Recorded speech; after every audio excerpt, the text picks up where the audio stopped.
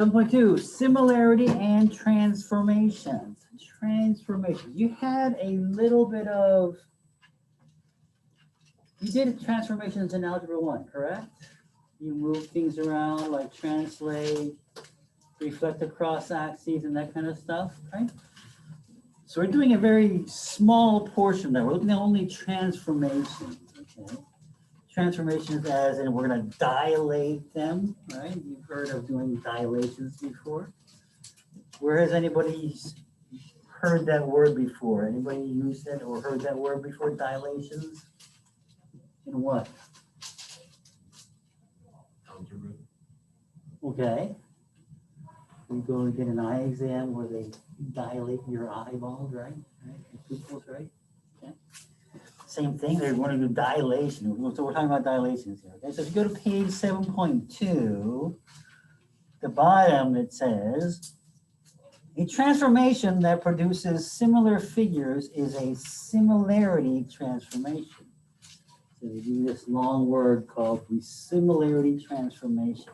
A similarity transformation is a dilation or a composite of one or more dilations and one or more congruence transformations.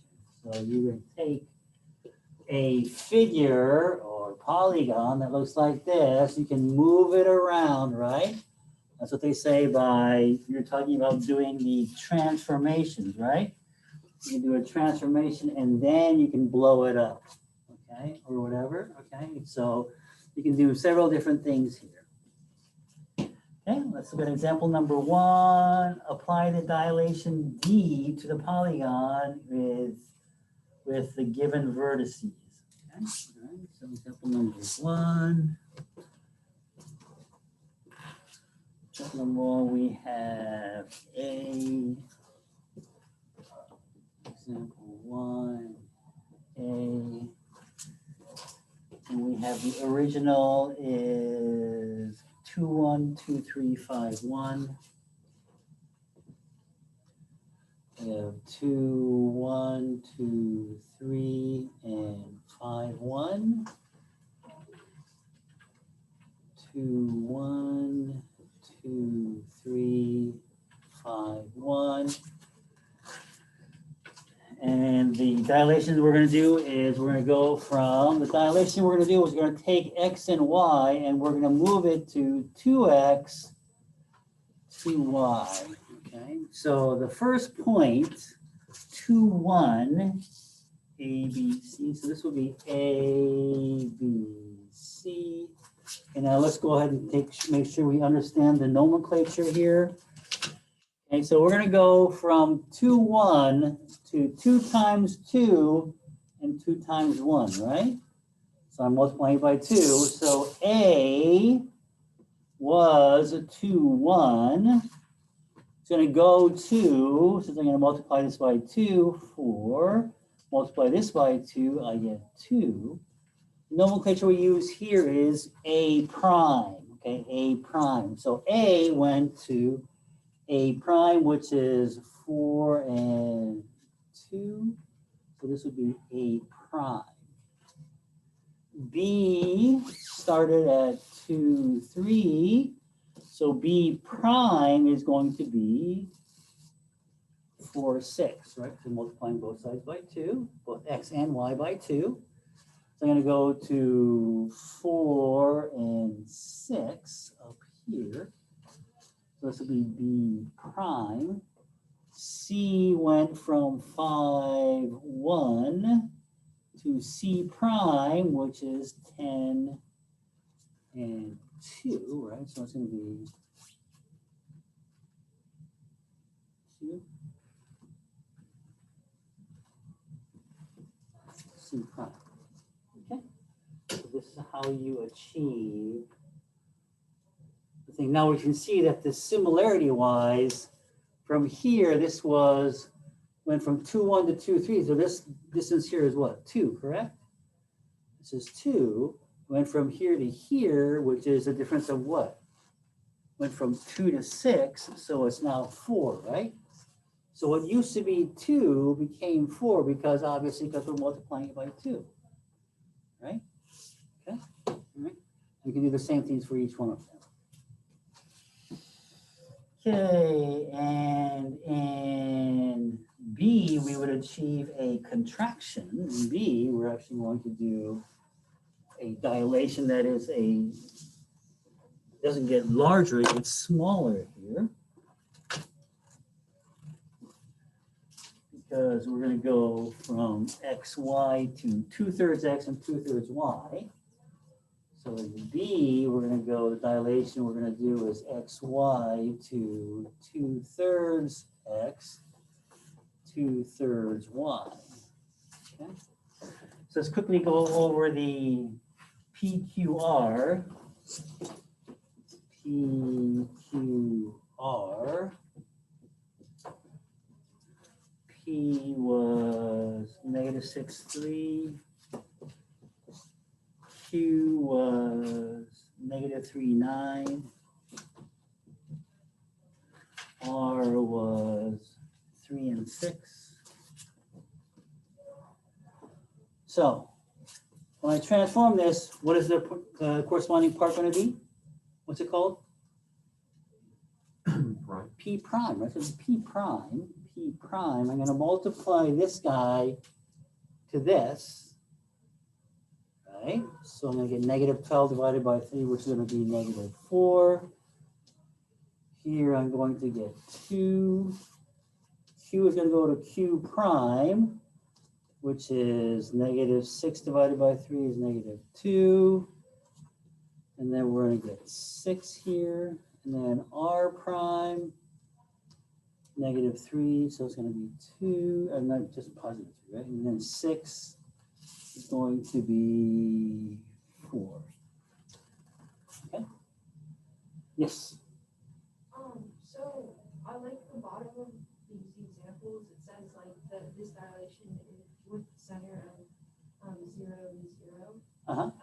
So do we have to? Is that the same for all of them? Like every single dilation? So far, everything that we've done would be that way. Correct.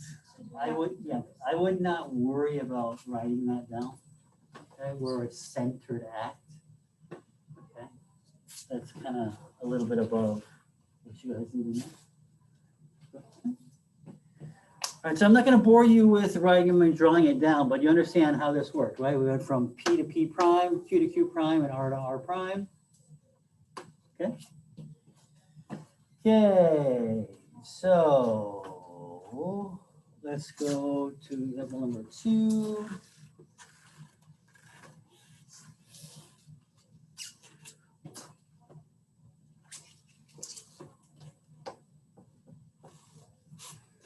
Number 2A, determining whether polygons are similar. Determine whether the polygons in the given vertices are similar. Okay, so let's look at A. What is the length of JH? JH. What's the length? Sarah? 6, correct? Good job. What is the length of JK? Is that 6 also? Correct? 6 also, right? What is the length of AB? Caleb? AB?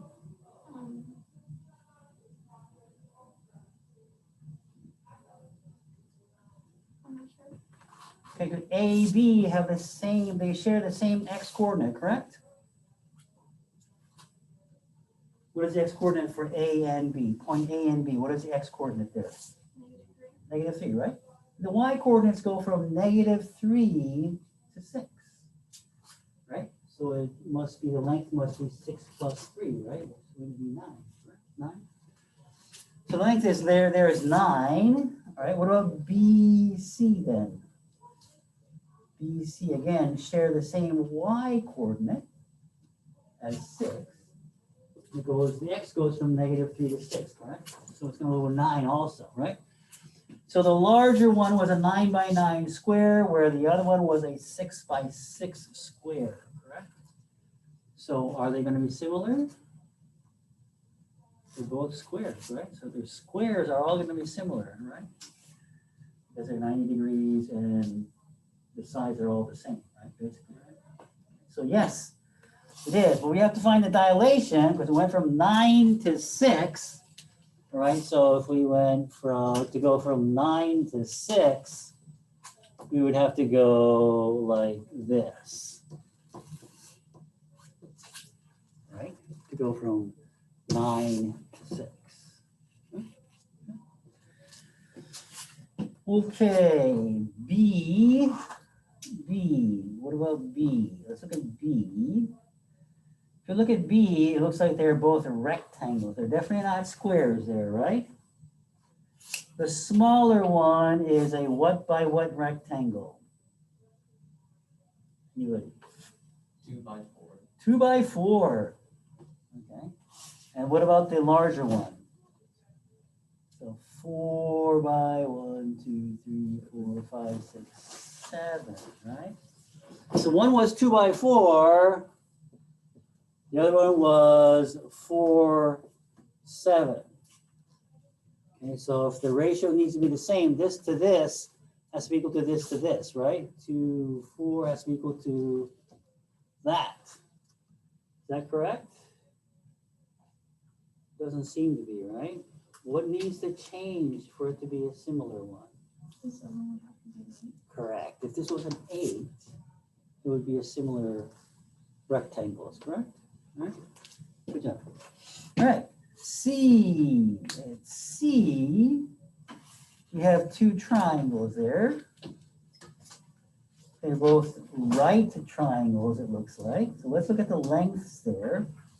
The shortest one on the small one is what? The shortest leg, I should say. 1. What's the shortest leg of the larger one? 3, right? So we have 1, 3. And what's the second leg on the shorter one, smaller one? 2. And on the larger one, it goes 6, right? Okay. What about the hypotenuse? What's the hypotenuse of the first one? Let's see if we can come up with this. Anybody? No. The hypotenuse is the longest line. It's the longest one there, right? What do we need to use to find the hypotenuse?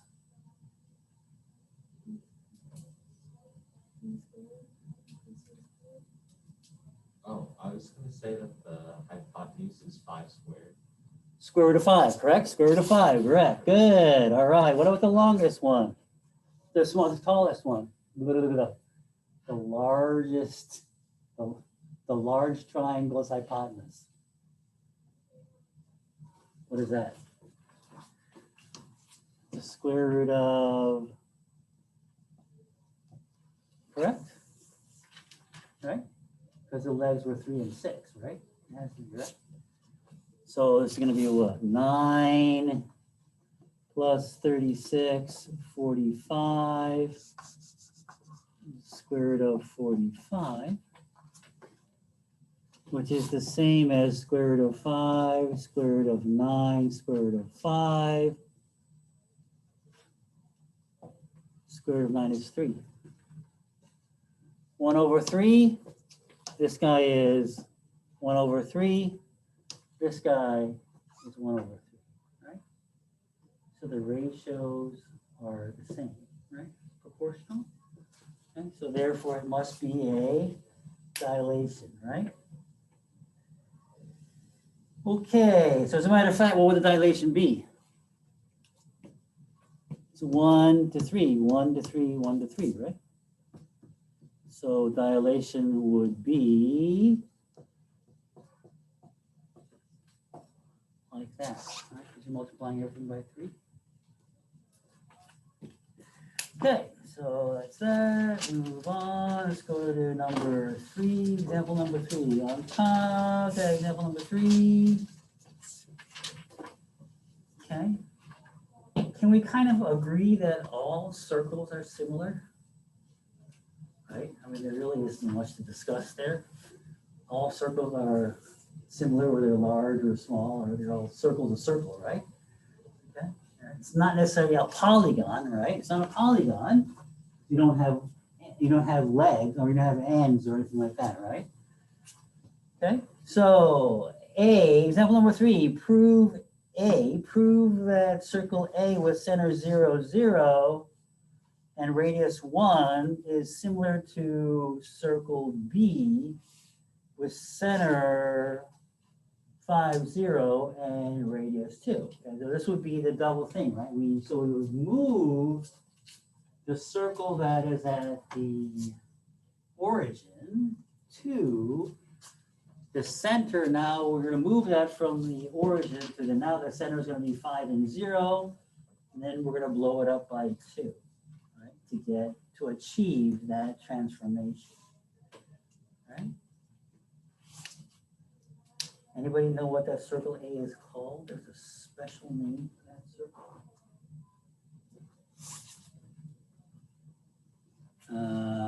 I guess you guys haven't heard of it. Unit circle, anybody heard of it? You guys haven't heard of unit circle, right? You'll touch that on algebra 2. Okay, so that's that. B, prove that circle C with center -2, 0 and radius 2 is similar to circle D with center 4, 1 and radius 3. Again, you would move the center that was at -2, 0 to 4 and 1, okay? And then you would blow it up so that the radius that used to be 2 is now 3, okay? That's how you would achieve that. Okay, last but not least, we have example number 4. Tia makes signs and banners. She is making a banner that shows 5 Texas flags. The middle flag is 3 times the size of each of the other flags. Tia will first draw the lower left flag, then the middle flag. How can she draw the flags? Okay, we're just blowing it up, right? 3 times, right? So you would have to take each of the sides and you just do the dilation is just 3 times. I don't know what more else we're supposed to do here.